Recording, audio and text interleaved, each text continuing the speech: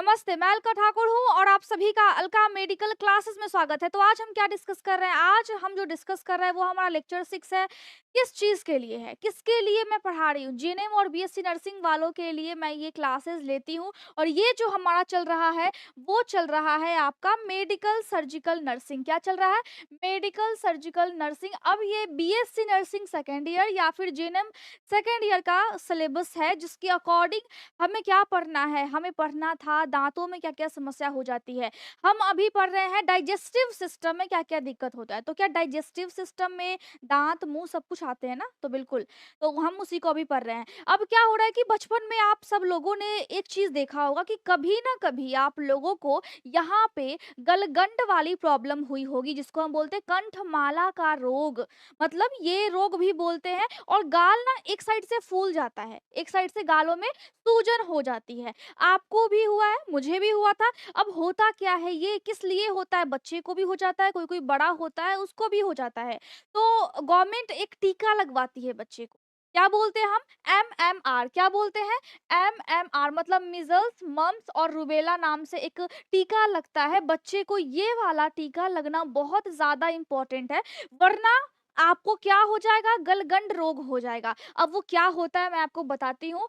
अब देखिए, आप ध्यान से समझिए इस चीज़ को कि जभी भी आप बचपन में देखते होंगे, तो आपको ऐसा दिखता होगा। किसी भी बच्चे को हो जाता है, बेचारा बच्चा कितना ज़्यादा क्यूट होता है, लेकिन बच्चे को ये वाली समस्या हो जाती है। अब बच्चा इतना ज़्यादा क्यूट है और अगर हम नॉर्मली देखें स्ट्रक्चर, तो स्ट्रक्चर तो हम एनाटॉमी एंड फिजियोलॉजी में पढ़ते हैं, लेकिन आपके पास क्या है? लार बनने वाला एक तरह से ग्रंथि है, ग्रंथि को हम ग्लैंड बोलते हैं और उस ग्रंथि को क्या बोलते हैं?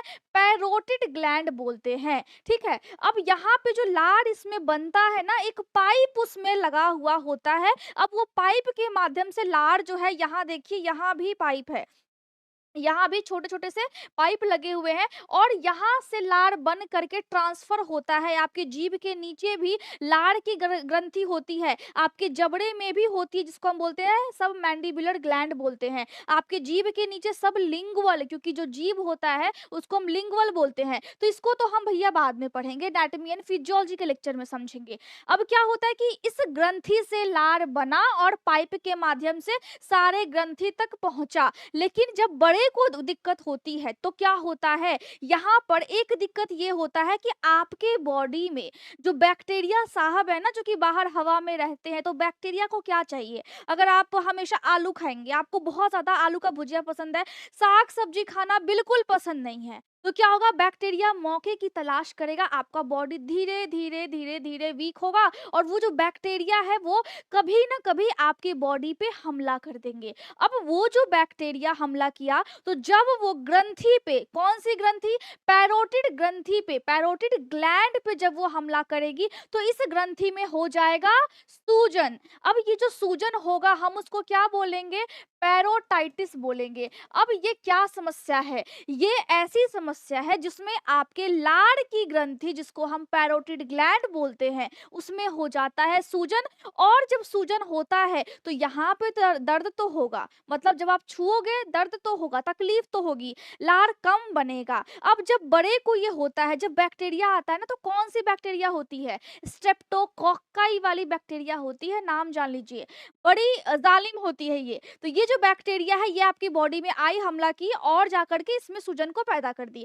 अगर आप एडल्ट हैं तो ठीक है भैया, एडल्ट है, चलिए अभी हम कॉलेज में पढ़ रहे हैं, अभी हम एडल्ट हैं, तो जब आएगी नहीं ये, तो यहाँ पे बैक्टीरिया हमला करेगी। कभी कभी ऐसा होता है कि आपको ये होगा, फिर ठीक हो जाएगा, फिर होगा, फिर ठीक होगा, फिर होगा, फिर ठीक होगा।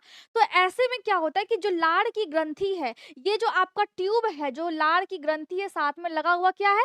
ट्यूब टाइप का स्ट्रक्चर है। अब लार पास हो रहा है, जैसे पानी आता है घर में तो बहुत सारे पाइप लगे होते हैं, तभी तो सारे फ्लोर पे पानी आता है ना, वैसे ही यहाँ पे छोटे छोटे से ट्यूब है। अब ये ट्यूब में कहीं ना कहीं ब्लॉकेज हो जाता है, जिसकी वजह से लार कम बनता है।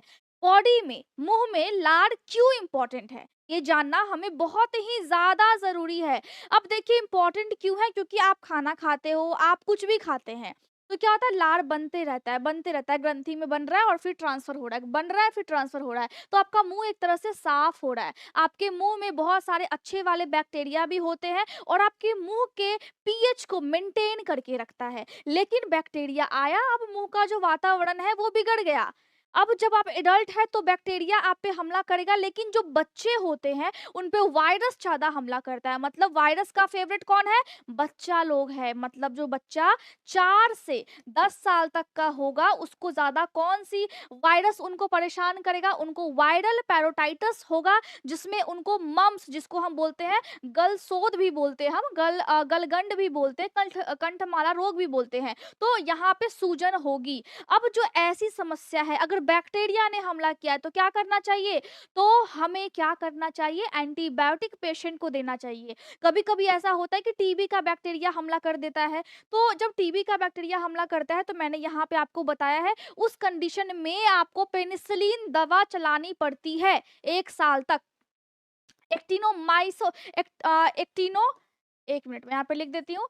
एक्टिनो एक्टिनो माइकोसिस, ये वाली जो अगर हो गई, जिसमें आपके मुंह में बहुत ज्यादा सूखापन होता है, श्रोगन्स डिजीज जिसको हम बोलते हैं। अब जो सूखापन होता है, ठीक है, एक्टिनोमाइकोसिस हो गया, तो पेनिसिलिन इसमें 1 साल तक इसमें भी चलेगा। माइकोबैक्टीरिया मतलब टीबी का अगर बैक्टीरिया हमला कर दिया ना आपके ग्रंथि पे, इसीलिए बोला जाता है साग सब्जी खाओ और स्ट्रांग रहो, तब ऐसा दिक्कत हो जाता है। श्रोगन सिंड्रोम, जिसमें आपका मुंह सूखता है, जिसमें बहुत से लोगों को आंसू कम आता है, उस कंडीशन को क्या बोलते हैं? श्रोगन सिंड्रोम बोलते हैं। और इसमें भी दिक्कत हो जाता है अगर आप पानी नहीं पिएंगे, इसीलिए बोला जाता है कि पानी को पिया कीजिए। पानी की जब कमी हो जाती है तो डिहाइड्रेशन होता है और इस कंडीशन में भी लार कम बनेगा।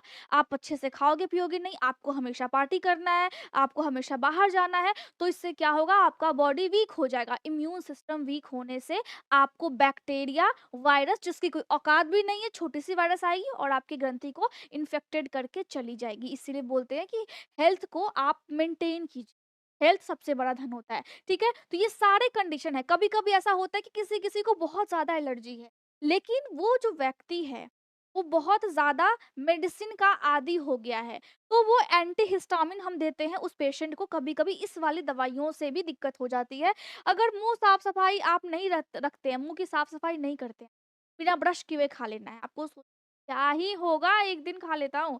अब ये जो आदत है, ये जो आदत जब बिल्ड होगी ना, तो आपके मुंह में बैक्टीरिया पनपेंगे। इसकी वजह से भी आपको ग्रंथि में सूजन हो सकता है। डायबिटीज वाले लोगों को तो खतरा है ही। अब क्या कीजिएगा, जिनको भी डायबिटीज है उनको परहेज करने की आवश्यकता, वो भी दिक्कत हो जाती है। अगर कोई बहुत ज्यादा शराब पीता है, मतलब बोलते हैं ना आंख से छलका आंसू और जा टपका शराब में, जो बहुत ज्यादा शराब पीते हैं, मतलब गम में डूबे हुए रहते हैं, शराब पीते रहते हैं, तो भैया उनको उनको तो ये प्रॉब्लम होगी ही होगी। और होगी तो मतलब उनकी पनिशमेंट है, होगी ही होगी, क्योंकि शराब पीने की वजह से आपका लिवर, आपका बॉडी बिल्कुल डैमेज होने लगता है। समझते नहीं है लोग, मतलब पता नहीं। ब्यूलीमिया, इसमें क्या होता है कि खाने के बाद बहुत ज्यादा उल्टी करने का मन करता है, उल्टियां होती है। तो जब खाने के बाद उल्टी करने का मन करे या फिर उल्टी हो जाए, तो मेडिकल टर्म में हम क्या बोलेंगे? ब्यूलीमिया बोलेंगे। एग्जाम में आएगा, याद रखना है, लिखना है सारे कॉजेस को। कॉजेस का मतलब क्या होता है? कारण होता है। इसको हम क्या बोल सकते हैं? इटियोलॉजी भी हम बोल सकते हैं। अब जो लक्षण है उसको हम क्या बोलते हैं? क्लिनिकल मैनिफेस्टेशन या फिर सिम्टम भी आप बोल सकते हो। अब ये जो सारे लक्षण है ना, इस लक्षण में मैंने आपको बताया है कि अगर यहाँ पर दर्द होगा, यहाँ के ग्रंथि में अगर सूजन होगी, तो खाने में, निगलने में, सांस लेने में तकलीफ होगी, यहाँ मुंह में स्वेलिंग हो जाएगा, अंदर से रेडनेस होगा। सोरनेस का मतलब क्या होता है? सोरनेस का मतलब होता है कि आपको दर्द महसूस होगा, दर्द होगा, मतलब ऐसा लगेगा कि पूरा ये चीज हैवी है। अब सर्जरी के माध्यम से भी आप इसको ठीक कर सकते हैं, लेकिन कभी कभी ऐसा भी होता है कि जब आप सर्जरी के लिए जाते हैं तो फेशियल पैरालिसिस का खतरा होता है, मतलब एक साइड पूरे जो नर्व्स है वो कहीं डैमेज ना हो जाए सर्जरी के टाइम में। तो एक जो बैक्टीरिया हमला किया उसको हम बोलते हैं एक्यूट बैक्टीरियल पैरोटाइटिस। अब एक होता है कि बार बार हो रहा है और छूट रहा है, बार बार हो रहा है और छूट रहा है, मतलब ये जो चीजें हैं वो हमेशा हो रही हैं आपके साथ, आप एडल्ट हो। अब उसको हम बोलेंगे क्रॉनिक रिकरेंट रिकरेंट पेरियोडाइटिस। रिकरेंट का मतलब होता है तुरंत तुरंत हो जाना, वापस से आ जाना, ठीक है। क्रॉनिक का मतलब होता है लंबे टाइम से, एक्यूट का मतलब होता है अचानक, सडनली। तो अचानक से हुआ, लंबे टाइम से अब हो ही जा रहा है, हो जा रहा है, हो जा रहा है। जैसे आप पढ़ते ही नहीं हो, बस रील्स में खोए रहते हो, खोए रहते हो, खोए रहते हो, तो वैसे ही है। अब वायरल वाला जो कि बच्चे को, जिसमें हम नॉर्मली जानते हैं कि मम्स, ठीक है? अब बच्चे को ये होता है, बच्चे में भी बार-बार ये चीज़ें रिपीट होती हैं, उसी को हम बोलते हैं रिकरेंट पेरियोडाइटिस इन चिल्ड्रन। मतलब अगर गलगंड आपको हुआ है, कंठमाला का रोग अगर आपको हुआ है, तो ये जो रोग है वो 4 तरीके से काम करता है, 4 तरीके का होता है।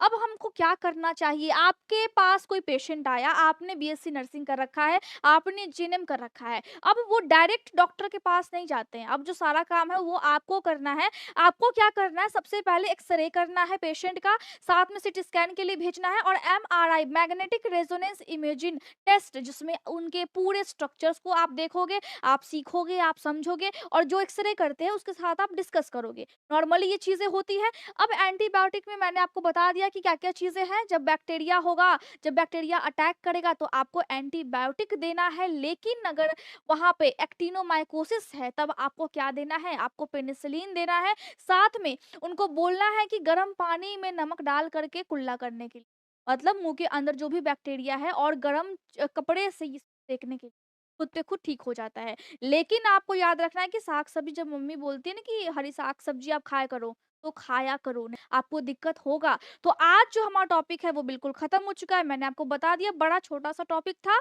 और आपको अच्छे से सीखना, आपको अच्छे से समझना चाहिए। उम्मीद करती हूँ कि अच्छे से आप सीखेंगे, समझेंगे, और नोट्स के लिए आपको टेलीग्राम ग्रुप पे जाकर के मैसेज करना है। Thank you so much.